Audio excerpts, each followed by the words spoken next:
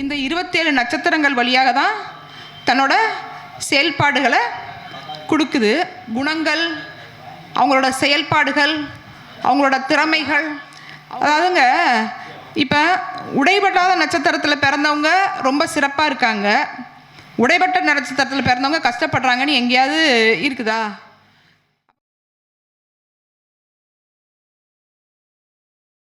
இந்த கருத்தரங்கத்திற்கு வருகை தந்துள்ள அனைவரையும் வருகிறவர்கள் வரவேற்று முதல் பேச்சாளராக மதிப்பிற்குரிய சேலம் பிரசன்ன ஜோதிடர் ஆனந்தி மேடம் அவர்களை உடைபட்ட நட்சத்திர சிறப்புகள் என்ற தலைப்பில் சிறப்புரையாற்றுவார். அவர்களை வருக வருக என்று வரவேற்கின்றோம்.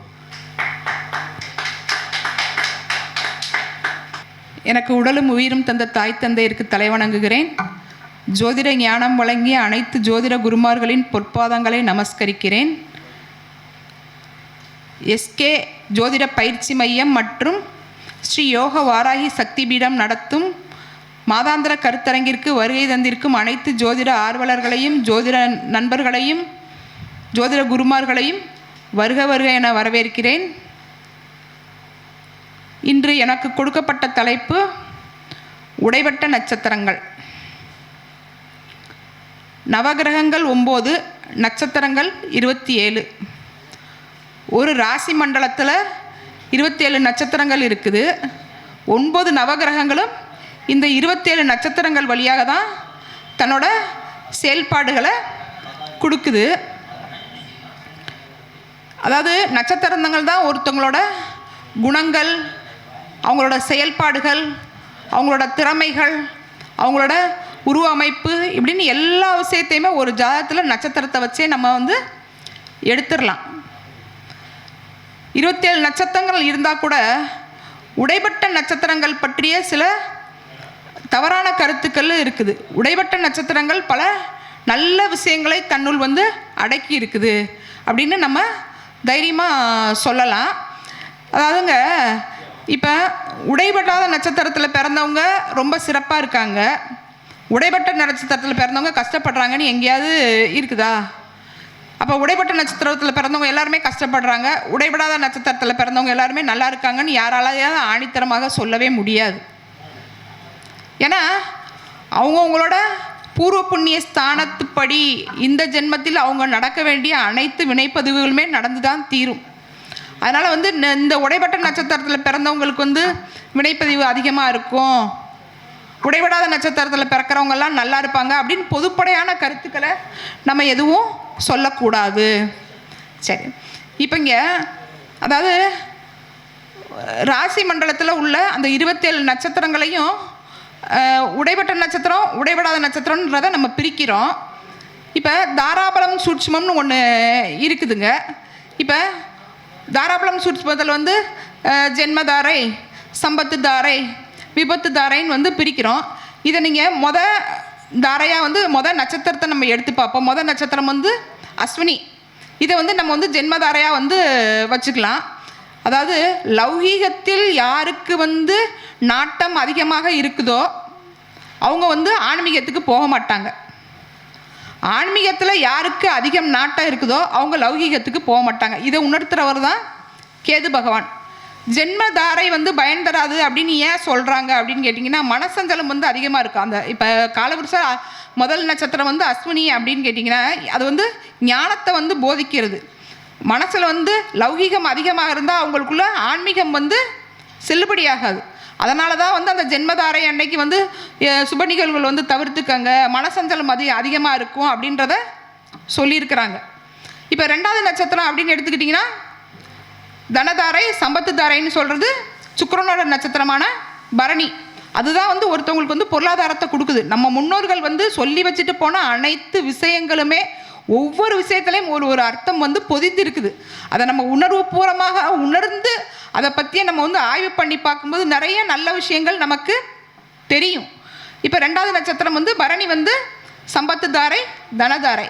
இப்போ 3வது நட்சத்திரமான கிருத்திகை உடைபட்ட நட்சத்திரம். இதை தான் விபத்து தாரைன்னு 3வது நட்சத்திரத்தை விபத்து தாரைன்னு சொல்லியிருக்கிறாங்க. அப்போ இப்போ 3வது நட்சத்திரம் ஏன் விபத்து தாரைன்னு சொல்லியிருக்காங்கன்னா, அது உடைபட்ட நட்சத்திரமாக இருக்கிறதுனால சொல்லியிருக்கிறாங்க. இப்போ உடைப்பட்ட நட்சத்திரத்தில் பிறந்தாங்கன்னா அவங்க பிறக்கும் போதே அந்த தசை முடிஞ்சிருமே.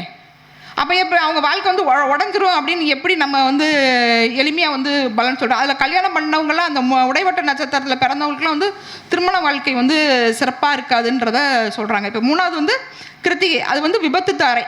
அது உடைப்பட்ட நட்சத்திரத்தினால அதை வந்து விபத்து தாரையாக வச்சுருக்குறாங்க. அப்போ நம்ம வந்து ஒரு ட்ராவல் பண்ணும்போது வந்து நல்லா வந்து பார்த்து போயிட்டு வாங்க அப்படின்றத நமக்கு வந்து உணர்த்துறதானே தவிர வாழ்க்கையே வந்து உடஞ்சி போயிரும்னு நம்ம வந்து தப்பான புரிதலை வந்து எடுத்துக்கக்கூடாது. இப்போ 4வது நட்சத்திரம் அப்படின்னு போயிட்டீங்கன்னா ரோஹிணி. இப்போ ரோஹிணி வந்து காலபுருஷன் 4ஆம் அதிபதியான கடகத்தோட நட்சத்திரம். காலபுருஷன் 4ஆம் அதிபதி எங்கே? ரோஹிணியில் தான் உச்சமாகிறார். அப்போ 4-2 சம்மந்தம் வருதா? அப்போ சொத்து வாங்குறதுக்கு நல்ல நட்சத்திரம் 4வது நட்சத்திரன்றதை நமக்கு சொல்லியிருக்கிறாங்க. அதாவது பகுத்து கொடுத்துருக்குறாங்க. இந்த நட்சத்திரத்தில் இதை செய்யுங்க, இந்த நட்சத்திரத்தில் இதை செய்யாதீங்க அப்படின்றத நமக்கு பகுத்து கொடுத்துருக்காங்களே தவிர இந்த நட்சத்திரத்தில் வந்து எதுவுமே செய்யாதீங்கன்ற விஷயமெல்லாம் வந்து கிடையாது. அதுலேயும் செய்யக்கூடிய சில விஷயங்கள் இருக்குது. அதை நான் உங்களுக்கு சொல்கிறேன். இப்போ 4வது நட்சத்திரத்தில் வந்து நம்ம வந்து சுப விசேஷங்கள் தாராளமாக வந்து செய்யலாம். குறிப்பாக வந்து சொத்து சம்மந்தப்பட்ட விஷயங்களுக்கு மூவ் பண்ணுறது, அதே மாதிரி ஆரோக்கியம் சம்மந்தப்பட்ட விஷயத்துக்கு ஏதாவது வந்து வைத்தியத்துக்கு போகிறது, இந்த மாதிரியெல்லாம் தாராளமாக செய்யலாம். இப்போ இதில் இன்னொரு சூட்சமமான விஷயம் என்ன இருக்குது அப்படின்னு கேட்டிங்கன்னா, ஒருத்தவங்க வந்து பிறக்கும்போது வந்து ஜென்மதாரை தான் வந்து தசையாக வந்து நடக்கும். ஜென்ம நட்சத்திரம் தான் வந்து தசையாக வந்து நடக்கும். 2வது நட்சத்திரங்கிறது வந்து 2வது நட்சத்திர தசை வரும்போது வந்து அவங்க வாழ்க்கையில் வந்து ஒரு மாதிரியான நல்ல முன்னேற்றங்கள் வரும். அவங்க குழந்தையாக இருந்தாங்கன்னா அவங்க அப்பா அம்மாவுக்கு அது வந்து ஒரு நல்ல முன்னேற்றத்தை வந்து கொடுக்கும். 3வது தசை வந்து அவங்களுக்கு வந்து ஒரு இடப்பெயர்ச்சியை கொடுக்கும். அப்போ தான் அவங்க வந்து ஒரு தொழிலுக்காகவோ ஒரு உத்தியோகத்துக்காகவோ வாழ்க்கையோட வளர்ச்சிக்காகவோ வந்து மூவ் ஆகுவாங்க. 4வது காலம் வந்து நம்ம ரஜினிகாந்த் சொன்ன மாதிரி 8 பிரிச்சுக்கிறோம்னு சொல்கிறோம் இல்லையா, அதே மாதிரி 4வது காலகட்டங்கள் தான் ஒருத்தனுக்கு வந்து சொத்து சேர்றது. அதனால் 4வது நட்சத்திரத்தில் வந்து சேமதாரையாக வந்து வச்சுருக்குறாங்க. இப்போ 5வது தாரை வந்து பிரத்யேக் தாரை அப்படின்னா, இப்போ 4வது நட்சத்திரத்தில் சொத்து நல்லா நிறையா சேர்த்துட்டாங்கங்க. 4வது தசையில் வந்து சொத்து நிறையா சேர்த்துட்டாங்கன்னா வருமானம் வந்து அதிகமாக வந்து வாழ்க்கையில் ஒரு உயரத்துக்கு போயிட்டாங்கன்னா அவங்களுக்கு கொஞ்சம் வந்து அந்த கௌரவம் கெத்து இதெல்லாம் வந்து அதிகமாயிரும் இல்லையா. அப்போ வந்து கடவுள் வந்து கொஞ்சம் தட்டி கொடுப்பாரு. போதும் போதும் அமைதியாரு அப்படின்னு தட்டி கொடுக்குறது தான் அந்த 5வது தாரையான பிரத்யேக் தாரை அப்படிங்கிறது. பொதுவாக அதே மாதிரி 5வது தாரையும் வந்து உடைப்பட்ட நட்சத்திரமாக தான் வந்து இருக்குது. காலபுருஷ தத்துவத்துப்படி அந்த 5வது நட்சத்திரம் வந்து மிருகசீரிஷம் வந்து உடைப்பட்ட நட்சத்திரமாக இருக்குது. இப்போ 6வது வந்து ராகு வந்து வராருங்க காலபுருஷ தத்துவத்துப்படி. அப்போ எல்லாருமே வந்து ராகு வந்து கொடுப்பாரா கெடுப்பாரா அப்படின்னு பார்க்கும்போது வந்து ராகு வந்து பெரும்பான்மையாக எல்லோரும் வந்து நல்ல இடத்துல தான் வந்து வச்சுருக்குறாங்க. அதாவது புரிஞ்சுக்கணும், வாழ்க்கையை வந்து புரிஞ்சுக்கணும். நம்ம வந்து எந்த விஷயம் நமக்கு அவசியம், எந்த விஷயம் அனாவசியம் அப்படின்னு புரிஞ்சுக்கும் போது ராகு வந்து நல்லது தான் வந்து கொடுப்பாரு. அதனால தான் அதை வந்து 6வது தாரையாக சாதக தாரையாக வச்சுருக்குறாங்க. இப்போ யாருக்குமேங்க எடுத்த உடனே வந்து 6வது தசை வரவே வராது. அவங்க ஜென்ம நட்சத்திரத்துலேருந்து 6வது தசை வந்து வரும்போது அவங்க ஓரளவுக்கு வந்து பக்குவப்பட்டுருவாங்க. அதாவது குறுகிய கால தசையாக இருந்துச்சுன்னா 6வது தசை வந்து சின்ன வயசுலேயே கூட வந்து வரும்.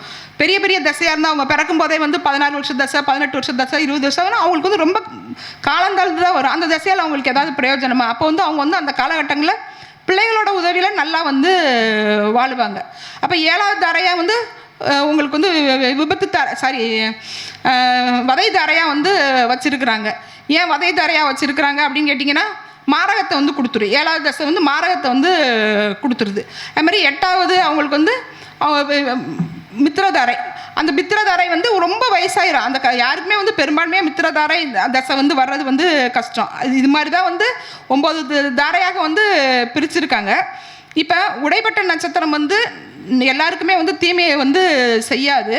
இப்போ உடைப்பட்ட நட்சத்திரங்கள்னு நம்ம எடுத்துக்கும் போது வந்து சூரியனோட நட்சத்திரம், செவ்வாயோட நட்சத்திரம், குருவோட நட்சத்திரம், இது வந்து காலபுருஷ தத்துவப்படி இந்த மாதிரி வேலை செய்யுதுன்றது அந்த 1வது தாரை, 3வது தாரை, 5வது தாரை, 7வது தாரை தான் அந்த உடைப்பட்ட நட்சத்திரங்களாக 3, 5, 7 வச்சுருக்காங்கன்றத சொல்கிறதுக்காகத்தான் இப்போ இந்த தாரை வரிசைகளை நான் உங்களுக்கு சொன்னேன்.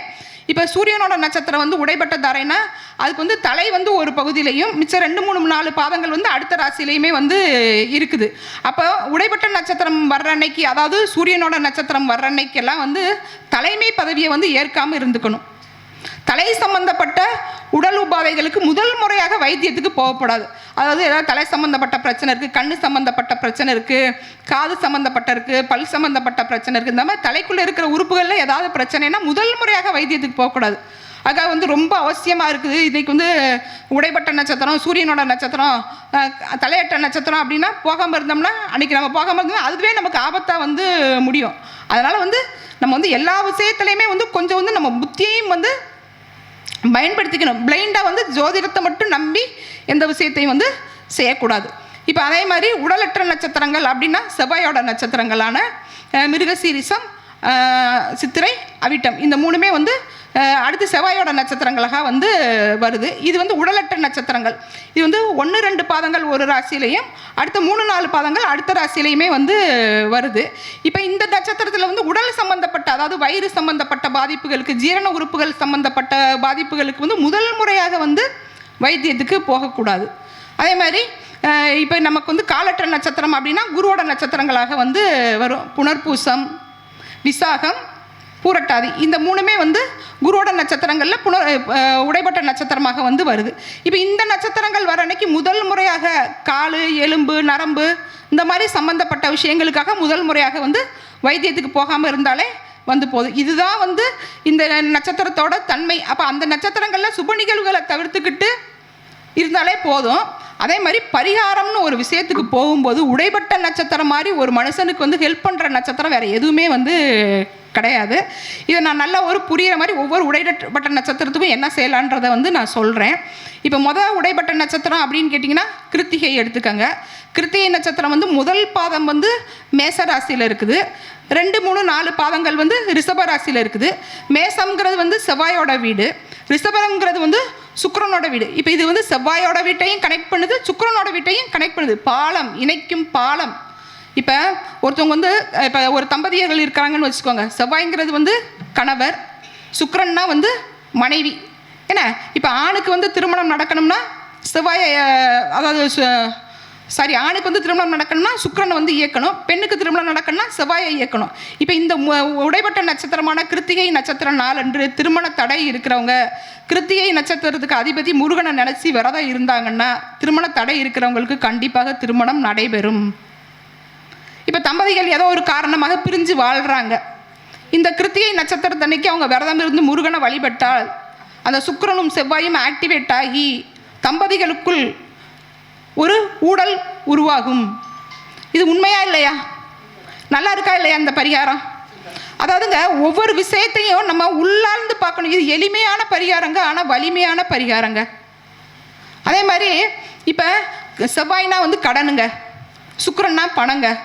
ரொம்ப வந்து பண கஷ்டத்தில் இருக்கிறாங்க, ரொம்ப கடன் பிரச்சனையால் தடுமாறுறாங்க அப்படின்னு இருக்கிறவங்க கிருத்திகை விரதம் இருந்து முருகனை வழிபட்டால் தொழிலில் ஏதாவது ஒரு வளர்ச்சி வருங்க, கண்டிப்பாக கடன் அடைபடுங்க. ஏன்னா சுக்கிரனையும் செவ்வாயையும் அது வந்து இணைக்கிற நட்சத்திரம். 2 வீட்டையும் இணைக்கிறதுனால அவங்களுக்கு ஒரு சுப பலன்கள் உருவாகும்.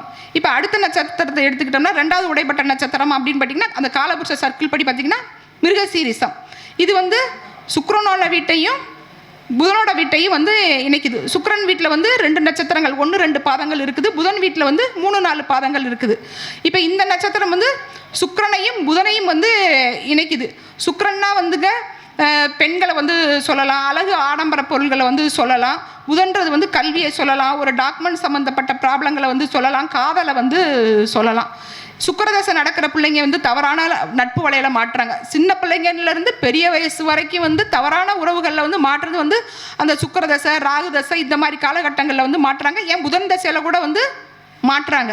இப்போ தவறான நட்புகளால் வந்து அவதிப்படுறவங்க இந்த மிருகசீரிஷம் நட்சத்திர நாளில் அவங்க வந்து ஹயக்ரீவரை நினச்சி வழிபாடு பண்ணாங்கன்னா கல்வியில் இருக்கிற தடைகள் வந்து அகலும். ஏன்னா வந்து சுக்கிரனோட, அதாவது படிக்கிற வயசில் தவறான நட்பில் ஈடுபடுற பிள்ளைங்களுக்கு ரொம்பவே நல்லாவே வந்து வேலை செய்யும். அதே மாதிரி ஏதாவது தவறான நட்பில் தவறான காதலால் வந்து அவதிப்படுறவங்க இந்த நட்சத்திர நாளில் முருகனை வழிபாடு பண்ணிட்டு வந்தாங்கன்னா அவங்களுக்குள்ள வந்து ஒரு தெளிவான சிந்தனை ஏற்பட்டு தன்னோட தவறை உணர்ந்து அவங்க திருந்தரக்கூடிய வாய்ப்புகள் உருவாகும். அடுத்து 3வது நட்சத்திரம் வந்து புனர்பூசம். இப்போ இதில் இன்னொரு விஷயம் என்ன அப்படின்னு கேட்டிங்கன்னா, இப்போ ஒருத்தவங்க வந்து அதாவது செவ்வாயோட நட்சத்திரத்தில் பிறந்தால் அவங்களுக்கு வந்து 7 வருஷம்தான் வந்து அந்த தசை வந்து நடக்கும். சூரியனோட நட்சத்திரத்தில் பிறந்தால் அவங்களுக்கு வந்து 6 வருஷம்தான் அந்த தசை வந்து நடக்கும். அதுவுமே அவங்க பிறந்த காலகட்டத்துக்கு அந்த நட்சத்திர பாதத்துக்கு ஏற்ப அந்த தசையோட அளவுகள் வந்து ரொம்ப குறுகிய காலம்தான் இருக்கும். ஆனால் புனர்பூசம் வந்து 16 வருஷத்து தசை, அதாவது குருவோட நட்சத்திரங்கள்லாம் வந்து 16 வருஷத்து தசை. அப்போ முதல் பாதத்திலே பிறந்துட்டாங்கன்னா அவங்களுக்கு கொஞ்சம் வந்து 16 வருஷங்கள் கொஞ்சம் வந்து சில அவஸ்தைகள் வந்து இருக்கும். பெற்றவங்களை வந்து பிரிஞ்சு வாழ்கிறது, இல்லை கல்விக்காக வந்து வெளியில் போய் இருக்கிறது, இல்லை தாத்தா பாட்டிகிட்ட வளர்றது, இந்த மாதிரி எங்கேயோ சில விஷயங்கள் வந்து நடக்குது. ஒரு 50%, 25% உண்மையாக இருக்கிற விஷயத்தை வந்து 100% உண்மையாக நம்ம வந்து பிரம்மாண்டப்படுத்தக்கூடாது. இதை வந்து ராமரோட வாழ்க்கையை நம்ம வந்து இதுக்கு உதாரணமாக வச்சுக்கலாம். ஏன்னா அவர் வந்து சின்ன வயசுலேயே வந்து குருகுலம் போய் அம்மா அப்பாவை பிரிஞ்சு தான் போய் வந்து படித்தார். கல்யாணத்துக்கு அப்புறமா ஒரு மனைவி பிரிஞ்சு இருந்தார். குழந்தை பிறந்ததுக்கப்புறமா அவருக்கு வந்து சந்தேகம் வந்து வாழ்க்கை வந்து சுபிக்கலை. அதனால தான் எல்லாருமே வந்து அந்த புனர்பூச நட்சத்திரத்தை வந்து கொஞ்சம் ஸ்ட்ராங்காக வந்து அதிகமாக சொல்கிறது. பிரச்சனை வந்து அதிகமாக இருக்கிறதுக்கு காரணம் தசாண்டுகள் வந்து அதிகமாக இருக்கிறதுனால தான் அது பிரச்சனை வந்து ரொம்ப காலத்துக்கு இருக்குதே தவிர, இப்போ குறுகிய கால தசைனா வந்து பிரச்சனை வந்து சீக்கிரமே வந்து அவங்களுக்கு முடிஞ்சிடும் அப்படின்றத நான் உங்களுக்கு சொல்கிறேன். இப்போ வந்து இது வந்து புதனோட வீட்டையும் சந்திரனோட வீட்டையும் சம்மந்தப்படுத்துகிற நட்சத்திரம் புனர்பூசம். அப்போ புதன்றது வந்து புத்திங்க, சந்திரன்றது வந்து மனசஞ்சலம். அப்போ புத்தி குறைபாடு, அதாவது ஞானம் வந்து நல்லா படிக்கிறதுல வந்து குறைபாடு இருக்கிறவங்க, படித்ததை வந்து சந்திரன்றது வந்து ஞாபக சக்தி, மனசு அதை வந்து மறந்து போகிறவங்க, ஞாபக சக்தியாக வந்து வச்சுக்க முடியாத பிள்ளைங்க, இவங்கெல்லாம் வந்து அம்மன் வழிபாடு வந்து பண்ணணும். குறிப்பாக அந்த புனர்பூசம் நட்சத்திரம் வர அன்னைக்கு அம்மன் வழிபாடு. ஏன்னா கடகத்தில் தான் வந்து அந்த 4வது பாதம் வந்து இருக்குது. இவங்க வந்து அம்மன் வழிபாடு அந்த புனர்பூசம் நட்சத்திரம் வர அன்னைக்கு பண்ணும்போது வந்து ஞாபக சக்தி வந்து அதிகமாகும். அதே மாதிரி அந்த புதன் சந்திரன் சம்மந்தம் இருக்கிறவங்களுக்குலாம் பெரும்பான்மையாக வந்து ஸ்கின் டிசீஸ் வந்து அதிகமாக வந்து வரும். சொரியாசிஸ் வந்து ரொம்ப அதிகமாக பாதிக்கப்படுவாங்க. அந்த மாதிரி இருக்கிறவங்கெல்லாம் வந்து ஏதாவது, ஏன்னா அந்த புதன் வீட்டில் அந்த சந்திரன் வீட்டில் வந்து ஆயிலியன் நட்சத்திரம் இருக்கு இல்லையா, அதனால் வந்து சர்ப்ப வழிபாடு பண்ணாங்கனாலுமே அவங்களுக்கு அந்த ஸ்கின் சம்மந்தப்பட்ட பாதிப்புகள் குறையும். அதே மாதிரி சில பேர் அந்த புற்று ராசி அப்படின்றதுனால வந்து புற்றுநோயால் வந்து அவதிப்படுறவங்களும் வந்து அந்த சர்ப்ப வழிபாடு பண்ணிக்கிட்டே வரும்போது அவங்களுக்கு நல்ல மாற்றம் வந்து தெரியும். ஏன்னா புதன் வீட்டையும் சந்திர வீட்டையும் வந்து இணைக்கிற நட்சத்திரம். இப்போ அதுக்கடுத்து நம்ம வந்து உத்திரம் நட்சத்திரத்துக்கு வருவோம். இப்போ உத்திரம் நட்சத்திரம் வந்து சூரியன் வீட்டையும் புதன் வீட்டையும் வந்து இணைக்குது. அப்போ சூரியன் புதன் சம்பந்தம் வந்து புதாதித்ய யோகம் இல்லையா, அப்போ கல்வியில் வந்து பின்தங்கிய பிள்ளைங்கள் இந்த உத்திரம் நட்சத்திரம் வர்ற நாளில் என்ன சங்கர நாராயணர் வழிபாடு வந்து பண்ணலாம். சங்கரன் அப்படிங்கிறது வந்து சூரியனோட ஆதிக்கம், நாராயணர்ன்றது வந்து மகாவிஷ்ணுவோட ஆதிக்கம். இப்போ இந்த நாட்களில், அதாவது உத்திரம் நட்சத்திரம் வர்ற நாட்களில் இவங்க வந்து சங்கர நாராயணரை போய் வழிபாடு பண்ணிட்டு வந்தானாலே அவங்க வாழ்க்கையில் உள்ள பெரிய பாதிப்புகள் வந்து குறையும். குறிப்பாக வந்து கல்வியில் பின்தங்கிய பிள்ளைங்கள்லாம் வந்து நல்லா வந்து படிப்பாங்க. அதே மாதிரி தந்தையால் ஏதாவது மனசஞ்சலம் இருக்கிறவங்க, டாக்குமெண்ட் சம்மந்தப்பட்ட ப்ராப்ளம் இருக்கிறவங்க, நகையை வந்து அடமானம் வச்சுட்டு மீட்க முடியாமல் இருக்க, புதன்னா வந்து டாக்குமெண்ட்டுங்க, சூரியன்னா வந்து தங்க ஆபரணங்களை வந்து நம்ம வந்து சொல்லலாம். நகையை வந்து அடமானம் வச்சுட்டு மீட்க முடியாமல் கஷ்டப்படுறவங்கெல்லாம் இந்த நட்சத்திர நாளில் மாதம் போய் கும்பிட முடியாதுங்க. வீட்டில் இருந்தே நம்ம ஆத்மார்த்தமாக கும்பிட்டோம்னா நம்ம இருக்கிற இடத்துக்கு கடவுள் தேடி வருவார். ஆத்மார்த்தம் தான் இங்கே வந்து ரொம்ப முக்கியம்.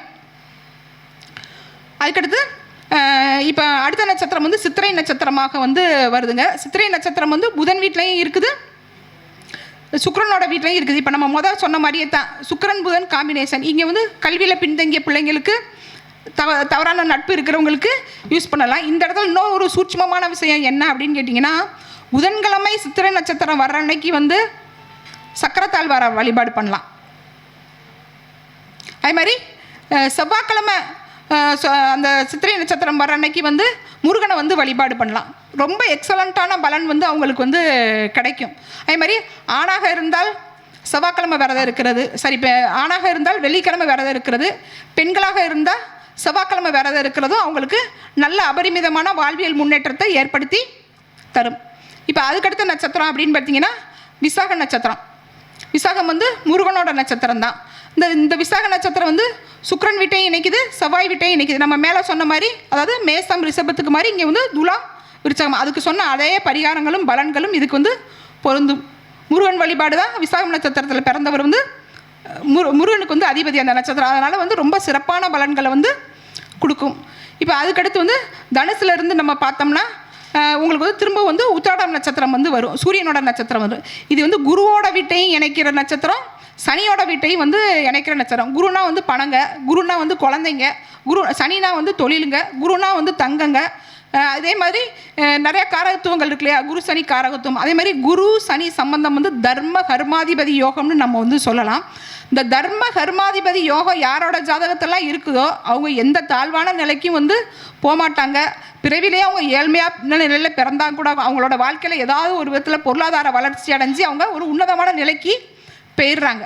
அப்போ இந்த குருசனி சம்பந்தத்தை வந்து வரவழைச்சிக்கணும். இந்த குருசனியோட சம்பந்தம் ஒருத்தவங்களுக்கு வந்து வேணும், வாழ்க்கையில் வந்து பெரிய நிலைக்கு உயரணும்னு நினைக்கிறவங்க எல்லாருமே இந்த உத்திராடம் நட்சத்திரம் வர்ற நாளில் சிவ வழிபாடு வந்து செய்யணும். சிவ வழிபாடு செய்யும்போது அவங்களுக்கு அபரிமிதமான தொழில் வளர்ச்சி ஏற்படும், பொருளாதாரத்தில் நல்ல ஒரு முன்னேற்றம் ஏற்படும். இப்போ அதுக்கடுத்த நட்சத்திரம் வந்து அவிட்டம். அவிட்டம் வந்து சனி வீட்டையும் வந்து இணைக்குதுங்க. அதாவது மகரத்தையும் இணைக்குது, கும்பத்தையும் ரெண்டுமே வந்து சனி வீடு. இயல்பிலேயே வந்து சில பேருக்கு வந்து கை கால் வலி ரொம்ப அதிகமாக இருக்கும், உடல் வலிகள் வந்து ரொம்ப அதிகமாக இருக்கும், எப்பயுமே மந்தத்தன்மை வந்து அதிகமாக இருக்கும். சில பேர்லாம் வேலைக்கு போச்சோன்னா என்ன வேலைக்கு சொன்னாலும் போகவே வந்து மாட்டாங்க. வருமானம் வர்ற வேலையாக இருந்தாலும் போக மாட்டாங்க, வருமானம் வராத வேலையாக இருந்தாலும் போக மாட்டாங்க. அதேமாரி அவங்க குடும்பத்தில் வந்து பித்திருத்தாக்கள் வந்து அதிகமாக வந்து இருக்கிற வீடாக வந்து இருக்கும். அந்த மாதிரி இருக்கிறவங்களாம் இந்த சனியோட வீட்டையும் இணைக்கிற இந்த அவிட்டம் நட்சத்திர நாள்களில், அதாவது சலவை தொழிலாளிகளுக்கு தேவையான உபகரணங்களை வந்து வழங்கலாம், இல்லை காவல் தெய்வத்தை வந்து வழங்கினா அவங்களுக்கு வந்து நல்ல ஒரு முன்னேற்றமான வாழ்க்கை கிடைக்கும். அதே மாதிரி இப்போ பூரட்டாதி நட்சத்திரத்தை எடுத்துக்கிட்டிங்கன்னா அது வந்து சனி வீட்டையும் குரு வீட்டையும் வந்து இணைக்குது. இப்போ பரம்பரையாக நாங்கள் தொழில் பண்ணிக்கிட்டே இருக்கோம். இது வந்து தர்ம கர்மாதிபதி யோகத்தோட கனெக்ஷனில் வந்து வரும். நாங்கள் பரம்பரையாக தொழில் பண்ணிகிட்டே வர்றோங்க. திடீர்னு எங்கள் தொழிலில் வந்து ஏதோ ஒரு இறக்கம் வருது, அதை சமாளிக்க எங்களால் வந்து முடியலை, தொழிலில் வந்து பெரிய வந்து வீழ்ச்சி வந்துருச்சு. இந்த மாதிரியெல்லாம் இருக்கிறவங்க அந்த புரட்டாதி நட்சத்திரத்தன்னைக்கு குபேரன் வழிபாடு பண்ணிகிட்டே வரும்போது அவங்களுக்கு சிறப்பான வாழ்வியல் மாற்றம் உண்டு. இந்த மாதிரி வந்து எல்லா விஷயத்தையுமே நம்ம வந்து கெட்ட விஷயமாகவே நினச்சி பார்க்காம நல்ல விஷயமா நம்ம வந்து நினச்சி பார்த்தோம்னா நம்ம வாடிக்கையாளர்களுக்கு 1000 இல்ல லட்ச பலன்களை வந்து நம்மளால் கொடுக்க முடியும். இந்த மாதிரி நம்ம சொன்ன ஒவ்வொரு பிரச்சனைகளுக்கும் அந்த நட்சத்திரத்தன்னைக்கு நம்ம தேர்வு செஞ்சு கொடுக்கும்போது வாடிக்கையாளர்கள் வந்து உன்னதமான உயர்வான நிலையை வந்து அடைவார்கள். பேச வாய்ப்பளித்த யோகநாத் குருஜி சார் அவர்களுக்கு நன்றிகள். தேங்க்யூ. கரூர் சூரியன் சுந்தரராஜன் ஐயா அவர்கள் சிறப்பு மரியாதை செய்வார்.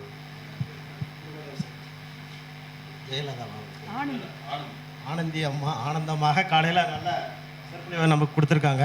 மைக்கை வருதா? சரியா வருதா? எல்லாம் கொடுத்துருக்காங்க. அதாவது ஒரே வட்டம் 360 டிகிரி உலகத்தையே ஒரு சுற்றிட்டாங்க. சுற்றும்போது தாராபலன்னு சொல்லிட்டாங்க, நட்சத்திர பலனைங்களையும் சொல்லி, உடைப்பட்ட நட்சத்திரம் சொல்லி அதுக்கு உண்டான பரிகாரங்களும் சொல்லியிருக்காங்க. அது ஒரு மிக சிறப்பான ஒரு விஷயம். அந்த பரிகாரம் சரிதான்.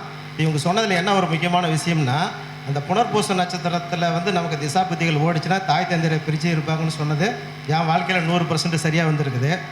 அந்த திருவாதிரை நட்சத்திரம், சுவாதி நட்சத்திரம், சதய நட்சத்திரம் 3 காலபுருஷனுக்கு காமத்திரிகோணத்தில் போய் நிற்கிது. அதனால் அந்த இது ராகு பகவானுடைய திசையோ புத்தியோ அந்தரமோ சூட்சமோ இல்லாமல் யாருக்கும் காதலும் வராது, திருமணமும் நடைபெறாதுங்கிறது ஒரு அழுத்தம் திருத்தமாக சொல்லியிருக்காங்க. இதுக்கெல்லாம் அவங்களுக்கு நல்ல பலமான ஒரு கைத்தட்டில் கொடுங்க. சும்மா ரொம்ப ஆழமாக போய் ஆராய்ச்சி செஞ்சு நமக்கு சொல்லியிருக்காங்க. இதெல்லாம் நம்ம படிக்கணும்னா நம்ம ஒரு 10 மணி நேரம் படித்தோம்னா தான் ஒரு 4 பாயிண்ட் கிடைக்கும்.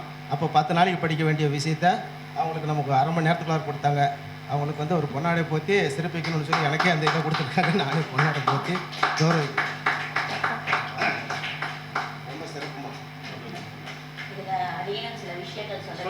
சொல்லுங்க. சொன்னீங்கன்னா தான் உற்சாகப்படுத்தணும். ஜோதிடத்தை பொறுத்தவரையிலும் உற்சாகப்படுத்தணும்.